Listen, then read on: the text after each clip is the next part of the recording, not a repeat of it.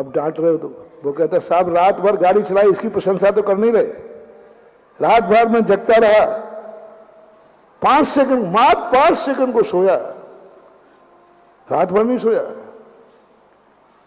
रात भर पूरी सकुशल गाड़ी चलाई, मात्र 5 सेकंड को सोया, ठीक है।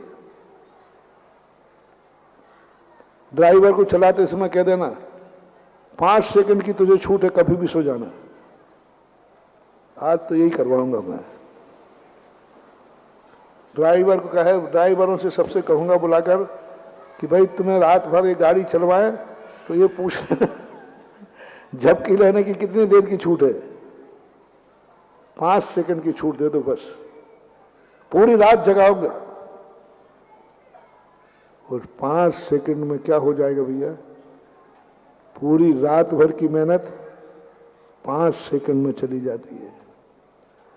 वो 500 498 किलोमीटर की सफर सब धूल में मिल गई, मात्र 5 सेकंड की झपकी ने, 5 सेकंड की झपकी ने सब बर्बाद कर।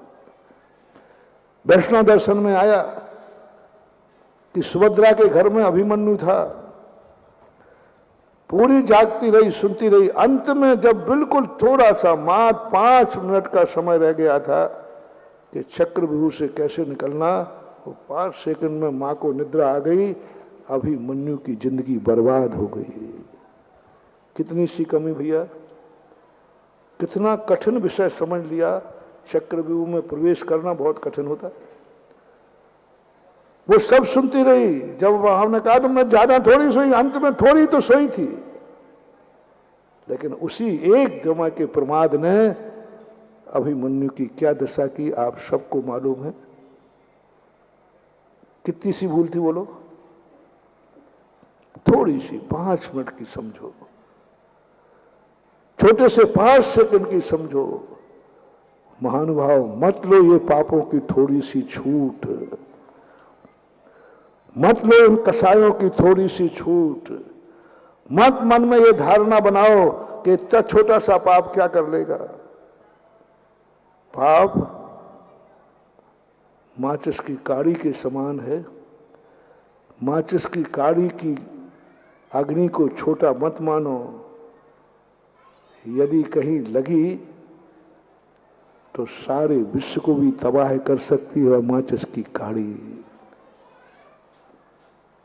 तुम समझो मैंने तो कुछ नहीं किया था, मैंने तो इतनी सी काड़ी जलाई थी, तुमने आग लगा दी कहीं, तुम कहो भैया देखो ये पूरा नगर जल गया, तो तुम कहो साहब मैंने कुछ नहीं किया, और इतनी सी माचिस की काड़ी जलाई थी, इतनी सी। अब इतनी सी माचिस की काड़ी जलाने में क्या होता भैया, लेकिन उतनी सी माचिस की काड़ी ने क्या कर दिया, सारे नगर को स्वाहा कर दिया। पाप चिंगारी के समान दिखता है, पाप चिंगारी के समान दिखता है इतना सा, लेकिन उस पाप में इतनी ताकत है कि सारी जिंदगी के पुण्य को तबाह कर सकता है। उस अग्नि की चिंगारी में इतनी ताकत है कि पूरे नगर का स्वाहा कर सकती है। इसलिए ये धारणाएं यदि तुम्हारी कहीं बनी हो कि छोटा सा पाप करने में, छोटे से क्रोध करने में, थोड़ा सा मान करने में, मायाचारी करने में क्या बिगड़ता है, इतना तो पुण्य कर रहा हूं, इतनी तो मैं समाय कर रहा हूं, इतना तो मैं प्रतिक्रमण कर रहा हूं, इतना तो स्वाध्याय कर रहा हूं, इतना तो अभिषेक कर रहा हूं, इतनी तो मालाएं फेर रहा हूं, इतना तो मैं स्वाध्याय कर रहा हूं, अब थोड़ा ही सा तो पाप रह गया। नहीं, दुश्मन और अशुभ कर्म इनका कोई भरोसा नहीं। एक रात का जुआ, जिंदगी में कभी धर्मराज ने जुआ नहीं खेला, उल्लेख नहीं मिलता, मात्र एक दिन खेला था। बोलो कितने बड़े आदमी कितनी मेहनत से बने थे। इंद्रप्रस्थ कैसे बना था, इंद्रप्रस्थ कैसे बना था,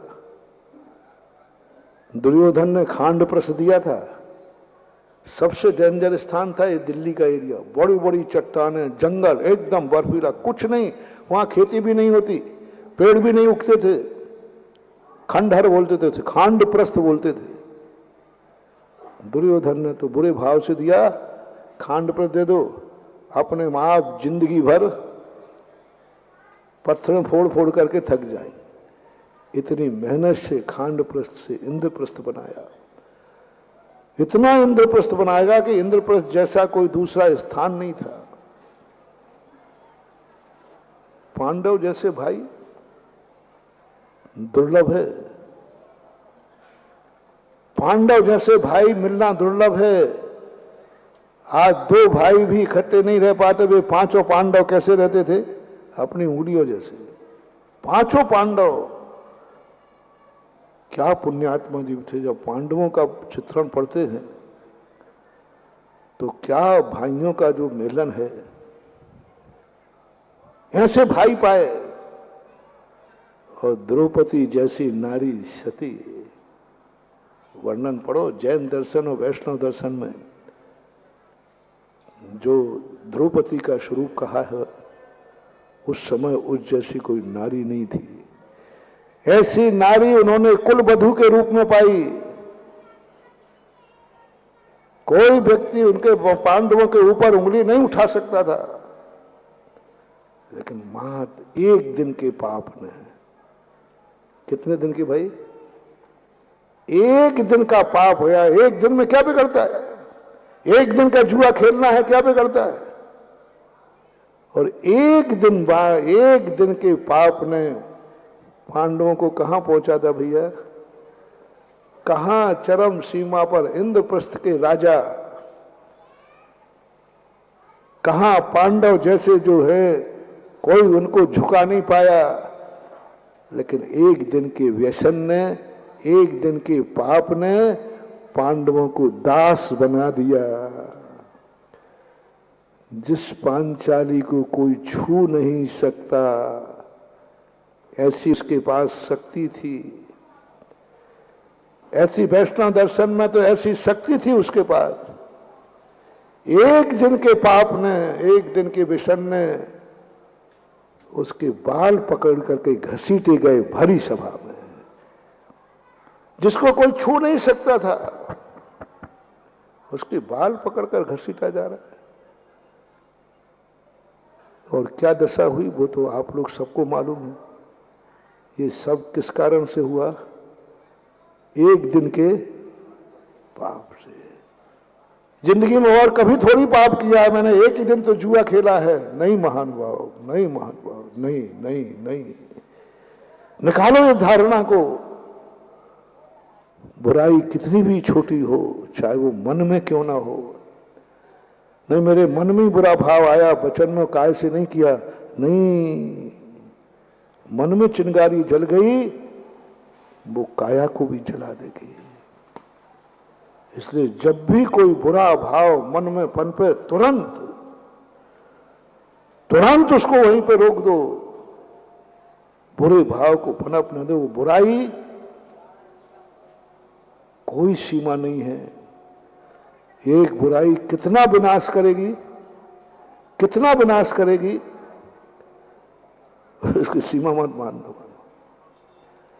एक दिन का जुआ कितना विनाश करेगा? एक दिन की शराब एक दिन पी थी द्वारका के राजकुमारों ने, मात्र राजकुमारों ने द्वारका में पी थी, एक दिन पी थी मात्र। एक दिन की शराब ने पूरे 12 आयोजन की द्वारका को क्या कर दिया भैया? बस एक दिन की बुराई। एक एक दिन के संबंध में शास्त्रों में लिखा है। उसी कार्तिक अनुप्रेक्षा में इन पांचों इंद्रियों के एक एक दिन की बुराई के महान उदाहरण दिए हैं। कहीं मछली का दिया, कहीं पक्षी का दिया, कहीं हस्ती का दिया, ऐसे उदाहरण दिए। एक एक चीज का नहीं, सावधान, हमें बुराई की थोड़ी भी छूट नहीं चाहिए। मन से कहो नहीं, मेरे मन में थोड़े दिन का भी क्रोध नहीं, थोड़े दिन की भी बुराई नहीं चाहिए मुझे, वचन से भी नहीं, काया से भी नहीं। क्योंकि ये, और दूसरी बात, सदा तैयार रहो। जो मैं कह रहा था, कभी भी अशुभ कर्म का उदय आ सकता है। बात अपनी यहीं से चल रही थी। कितने भी अपन सुखी जीवन जी रहे हों, सावधान रहना, एक क्षण नहीं लगना है दुखी जीवन आने पर। एक उदाहरण सुनाया था ना हमने कहीं, प्रत्यक्ष का उदाहरण है। राजस्थान में 48 टेम्परेचर पर कलेक्टर गाड़ी में बैठ के जा रहा है। कलेक्टर की गाड़ी में एसी होता है कि नहीं होता है? बहुत बढ़िया एयर कंडीशन। एक क्षण देखना, पुण्य की चरम सीमा, एयर कंडीशन गाड़ी, सब कुछ सही, एकदम गाड़ी टकराई, फाटक खुला, कलेक्टर आध घंटे तक 48 टेम्परेचर में दिन के 2 बजे रेत में तड़पता रहा, करीबन 30-35 मिनट तक, क्योंकि गाड़ी टकराई, ड्राइवर जो भी गार्ड थे सब बेहोश हो गए। और कहां पड़े हैं? 48 टेम्परेचर पर पापड़ सा ठिक रहा, रेत है, पूरी रेत में पड़ा है। अब 1 सेकंड पहले किसमें था वो? Air condition. 1 सेकंड बाद चरम सीमा का दुख। बाहर साधु से नहीं निकला जा रहा है, पक्षी नहीं निकल पा रहा है, और 1 सेकंड के बाद वो 48 टेम्परेचर पर तड़पता रहा, रेत में पड़ा पड़ा। क्या है ये जिंदगी? क्या है ये जीवन? सावधान महानुभाव, मत इतराओ। वो कर्म है, 1 सेकंड में चरम असाता भेज सकता है, चरम साता वाले को भी। पुण्य पाप फल माही, हरख बिलख्यो मत भाई, यह पुद्गल पर जाए उपज बिन से थिर नहीं। सावधान हो। इसलिए अभी कर्मोदय में आया है तो उसको जल्दी मत प्रतिकार करो। वो प्लानिंग बना के आएगा, फिर दुश्मन लड़ने आया है, उसको कर लेने तो जो करना है। यदि अभी लौट गया तो फिर लौट के फिर जबरदस्त प्लानिंग बना के आएगा। यही तो गलती की थी राणा ने, यही तो गलती की थी राणा ने। दिल्ली के जो बादशाह था वो युद्ध की तैयारी कर रहा था, उसके पहले इन्होंने ऐसी तैयारी की कि वो रुक गया। उसने कहा कि अरे इसने तो लौटा दिया, लौट गया। एक बार आक्रमण किया चित्तौड़ पर, राणा ने उसको सीमा से ही लौटा दिया। दूसरी बार वो ऐसी तैयारी करके आया, ऐसी तैयारी करके आया कि राणा कुछ नहीं कर पाए, थक गए, क्योंकि उसकी ताकत बढ़ा दी। इसलिए कर्म जब उदय में आवे तुरंत प्रतिकार नहीं करना। हम लोग पागल नहीं हैं, सुनो रे, हम लोग पागल हैं कि तुम लोग पागल हो? जल्दी बोलो। हम लोग पागल नहीं हैं। प्यास हमें नहीं लगती क्या? बोलो ना। प्यास लगती है तो हम लोग पानी क्यों नहीं पीते? आप लोग देते नहीं हो इसलिए। सो बात नहीं है। पानी हम पी नहीं सकते, सो बात नहीं है। प्यास नहीं लगती है, सो बात नहीं है। पानी नहीं मिल रहा है, सो बात नहीं है। लेकिन पॉलिसी है हमारे जिनवानी माँ की, बेटा इसको जल्दी मत रोकना, इसको पहले निपटने दे। यदि तूने अभी इसकी प्यास रोक दी, ये प्लानिंग बना के आएगा और ऐसे मौके पर तुम्हें प्यास लगाएगा जहां तू पानी को तरस जाएगा। जैसे अभी मैंने कहा, किडनी खराब कर देगा, डायलिसिस पे भेज देगा, पीले पानी ये रखा है, पी नहीं पाओगे। इसलिए दुश्मन की एनर्जी को खर्च होने दो, जल्दी मत लड़ा करो।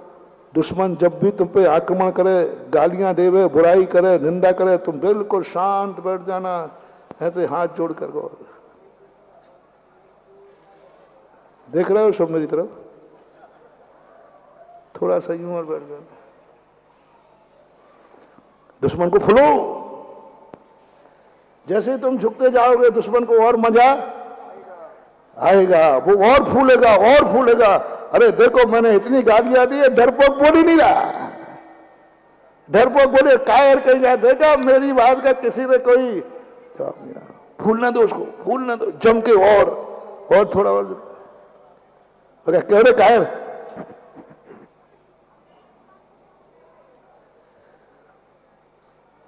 नीति है। ये नीति मैंने कर्मों पे घटा करके तुम्हारे लिए भी दे रहा हूं। ये नीति हमारे आचार्यों ने जिनवाणी माने, हम लोगों कर्म को फूलने दो, आने दो, देने दो दुख उसको जितना देना है। उसकी शक्ति, दुश्मन की शक्ति कभी ज्यादा नहीं होती, दुश्मन की ज्यादा नहीं होती। वो खर्च करने के बाद जब उसकी खर्च हो जाए, आपने पुलिस वालों को देखा, उनको सिखाया जाता है जब दो जने लड़ रहे हो तब बीच में मत जाना, नहीं तो तुम्हें भी निपटा देगा, क्योंकि दोनों गुस्से में। पुलिस वाले कब आते हैं? जब दोनों लड़ भड़ करके थक जाते हैं ना, फिर पुलिस आजा बेटा जल्दी आजा आप तो। ये कर्मों की नीति, दुश्मन के साथ सबके साथ एक सा व्यवहार करना। हमारा दुश्मन कर्म है और तुम्हारे दुश्मन पता नहीं कितने। तो बाहरी दुश्मन जब भी तुम्हारे ऊपर आक्रमण करे तो तुम्हारे लिए मोटिवेशन,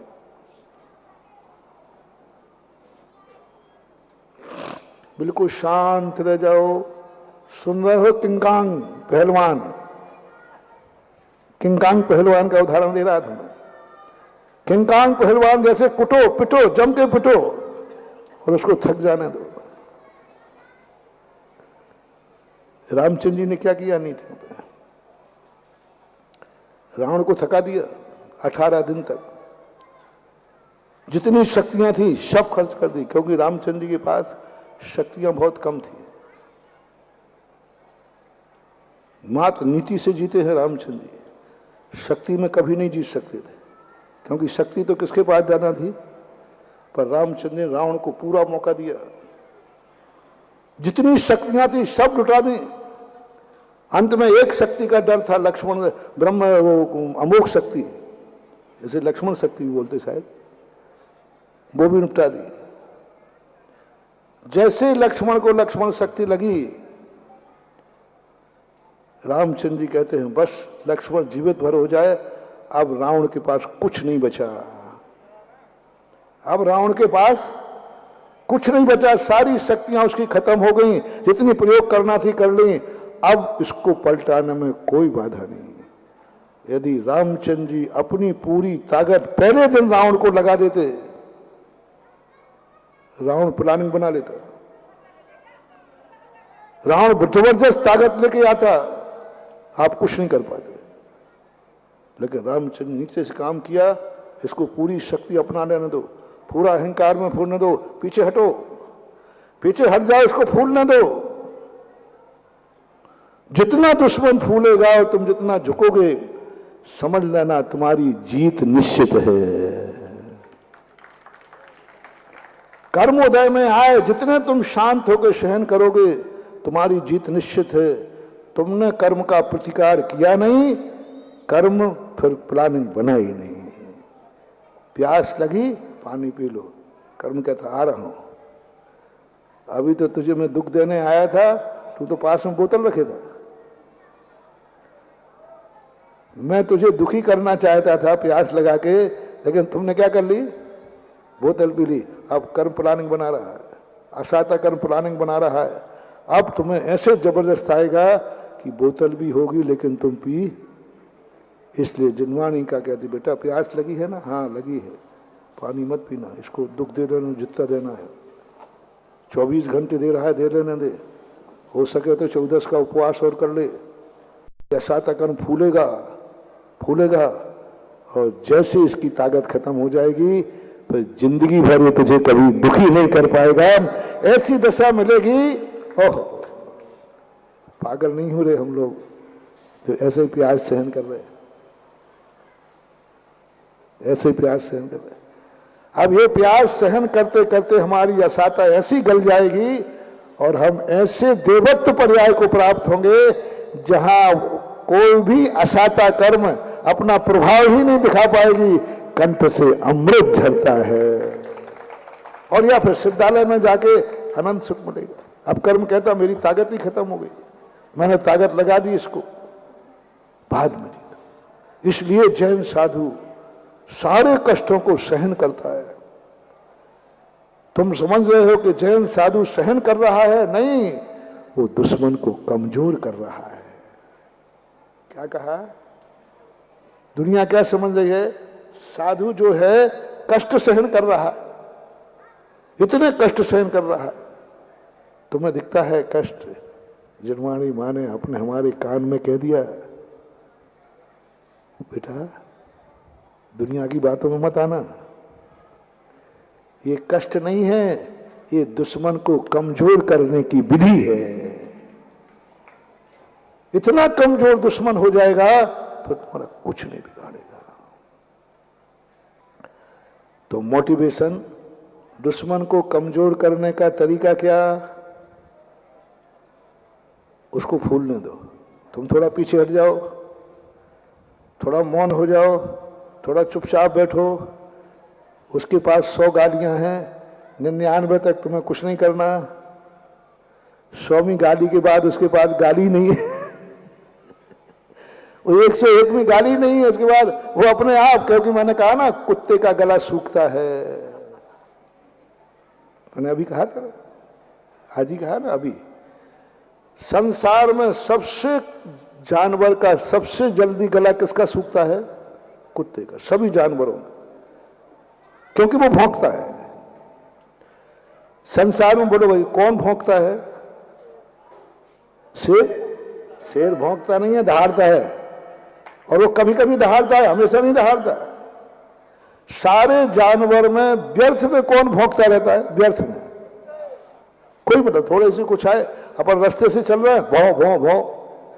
हम जब रास्ते से बिहार करते ना, तो किसी गांव में से निकलते, हम भैया हम लोग तो सीधे साधे जा रहे हैं, अब लेकिन बस वो घर में बैठो, भौ भौ भौ।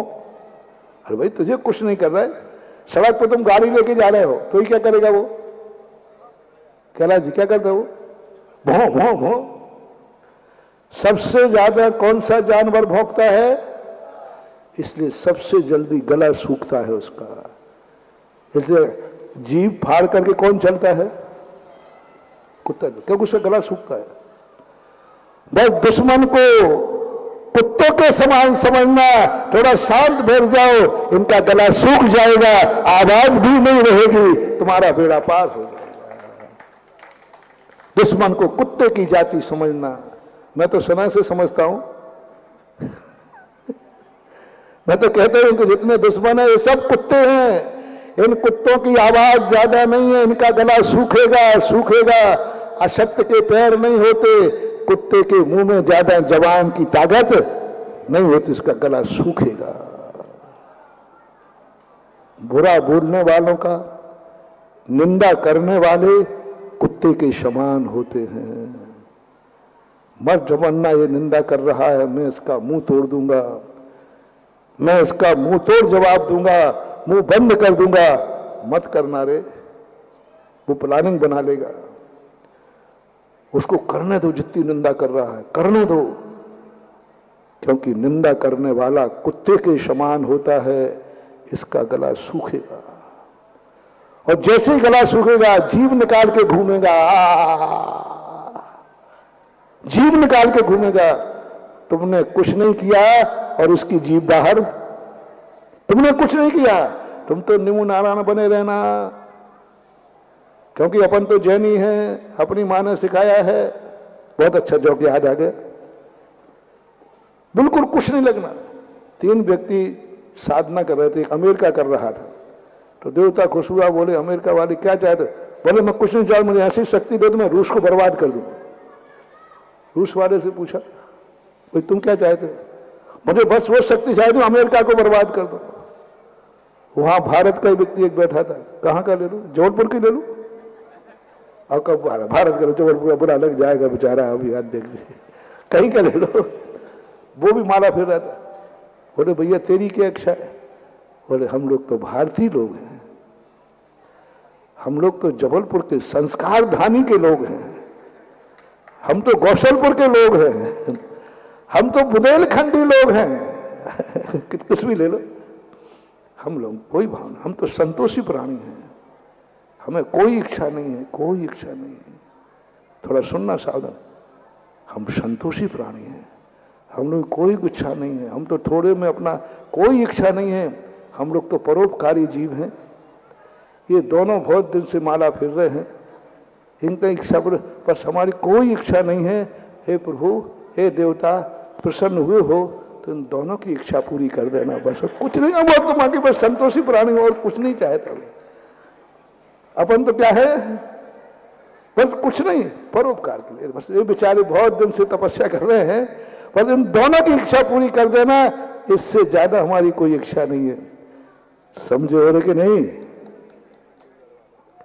परोपकार का परोपकार हो गया, संतोष का संतोष हो गया और दोनों निपट गए। ये नीति सीखो।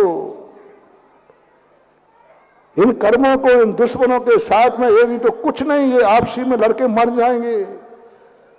कुत्ता कुत्ते के लड़ करके मर जाते हैं। कुत्ता कुत्ते से ही मरता है और कोई नहीं मार पाता। बोलो महानुभाव, आप दुश्मन को बुरा माना, ये कर्म कर्म को काट देगा। ये कर्म कर्म को ही काट देगा। दुश्मन को चिंता मत करो, जितने ज्यादा दुश्मन तुम्हारे हों खुशी मनाना। एक दिन ये दुश्मन ही दुश्मन आपसी में लड़ करके मर जाएंगे, क्योंकि कुत्ता कुत्ते को ही काटता है, कुत्ता कुत्तों की ही बुराई करता है, मानव मानव की बुराई करता है, परिवार परिवार की बुराई करता है, नेता नेता की बुराई करता है, साधु साधु की बुराई करता है। ये जितने कर रहे हैं, जैन जैन की बुराई कर रहा है, ये सब क्या है? जब कोई एक ऐसा पर कुत्ते हैं, कुत्तों के लिए कुछ मत अपना ताकत मत खर्च करो रे। अपन शेर हैं, शेर। क्या है अपन? शेर है। कुत्तों के शिकार में एनर्जी मत लगाओ। ये कुत्ते आपसी में लड़के मर जाएंगे एक दिन, क्योंकि कुत्तों की दोस्ती ज्यादा दिन तक नहीं चलती। नीति है कुत्तों की दोस्ती ज्यादा नहीं। कभी दो दुश्मन मिलके एक हो जाए तो ज्यादा घबराना नहीं। कुत्तों की दोस्ती ज्यादा देर, और वे कुत्ते ही लड़ लड़ के मर जाएंगे और इनका गला सूख जाएगा, थक जाएंगे। पर उससे साथ तुम्हें कुछ नहीं करना, शांत बैठना। चाहे कर्म रूपी दुश्मन हो, जो मैंने कार्तिकीय अनुपरीक्षा की बात कही, चाहे तुम्हारा लोक व्यवहार में दुश्मन हो, तुम्हारे लिए हमने बहुत बड़ा मोटिवेशन दे दिया। इनको चिल्लाना दो जितने चिल्लाते आलोचक। कई लोग कहते महाराज जी इतनी आलोचना आपकी निकलती है, आप बाहर से इसका जवाब क्यों नहीं देते? अरे मैंने कहा मुझे पागल कुत्ते ने काटा है। मैं सच्चा जिनवानी माँ का पूत हूं। मुझे माँ ने पैरी जुगा दिया। मेरे गुरु ने एक जवाब दिया, जवाब नहीं देना ही लाजवाब है। हमारे गुरु का मंत्र क्या था? एक बार हम लोगों ने आचार्य से पूछा, आचार्य के संबंध में किसी ने कुछ कहा, तो मैंने कहा महाराज जी आप आशीर्वाद दीजिए, हम लोग भी कम नहीं है, आपके चेले हैं। ऐसा जवाब देंगे, ऐसा जवाब देंगे कि उसकी बोलती बंद हो जाएगी। तो आचार्य ने यही शब्द कहे थे, जवाब नहीं देना भी लाजवाब है। कितना अपने गुरु ने मंत्र दे दिया। इसलिए कभी भी जितनी गंदी बात से निकले, सब निकले, चलने दो, होने दो इनको, क्योंकि कुत्ते का गला सूखेगा, बाहर सब भी थकेगा, और अंत में ये खुद ही लड़ लड़ के इनका खुद का कर्म इन्हें खुद ही जला देगा। मकड़ी जितना जाल बुनेगी, मत डरो कि मकड़ी जाल बुन रही है, एक दिन वही मकड़ी उसी जाल में फंस के मरती है। दुश्मन का जाल मकड़ी का जाल होता है महानुभाव। दुश्मन का जाल मकड़ी का जाल होता है। कितनी बड़ा मकड़ी जाल बुन ले, कभी घबराना नहीं। देखो ये जाल बुन लिया मकड़ी ने, ये जाल बुन लिया, अब ये षड्यंत्र हो रहा है, ये षड्यंत्र, मत घबराना महानुभाव। आप देखना थोड़े दिन के बाद ही वह मकड़ी उसी जाल में तड़प तड़प करके मरेगी। तुम क्यों हत्या का दोष लेते हो? तुम क्यों अपने इतने पवित्र मन को मायाचारी की तरफ ले जाते हो? कोई मायाचारी कर रहा है, करने दो, तुम मायाचारी मत करो। तुम्हारा मन आर्जव धर्म से भरा है, तुम्हें मायाचारी करने की जरूरत ही नहीं है। मायाचारी करने वाला स्वयं अपने ही जाल में फंस करके मकड़ी के समान तड़प तड़प के मर जाएगा। दुश्मन खुद मरेगा, कर्म स्वयं थकेगा। कितना दे दो कर्म को चुनौती, कर्म थक जाएगा और वो खुद अपने आप निर्जरा को प्राप्त हो जाएगा। अपना तो शुद्ध स्वरूप है, अपना स्वभाव है, अपने पास धर्म है, अपने पास सत्य है, अपने पास ज्ञान है, अपने पास गुरु है, अपने पास शास्त्र है, अपने पास नमोकार मंत्र है। इतना समय जितना अपन उधर समय लगाएंगे बोलने में, जितना समय हम दुश्मनों से गालियां देने में लगाएंगे, उतना समय हम अपने भक्तों को प्रवचन देने में लगाएंगे ना। जितना सोच हम दुश्मनों के सोच में लगाएंगे, उतना समय हम भक्तों के कल्याण में लगाएंगे ना। जितना समय हम विरोधियों को सोचने में लगाएंगे, उतना समय हम दिव्योदय अतिशय तीर्थ गोसलपुर के विकास में लगाएंगे ना। एनर्जी तो उतनी है जितनी है। अब यदि नकारात्मक उनमें दुश्मनों के इसमें लगाते रह जाए, इनमें लगाते रह जाए, उतनी एनर्जी को लगाओ विकास में। लो उस एनर्जी को उधर नहीं लगाया। आज गौसलपुर कल शाम को दिव्योदय अतिशय तीर्थ क्षेत्र बन गया। दिव्योदय क्या नाम दिया था? श्री दिगंबर जैन दिव्योदय अतिशय तीर्थ क्षेत्र।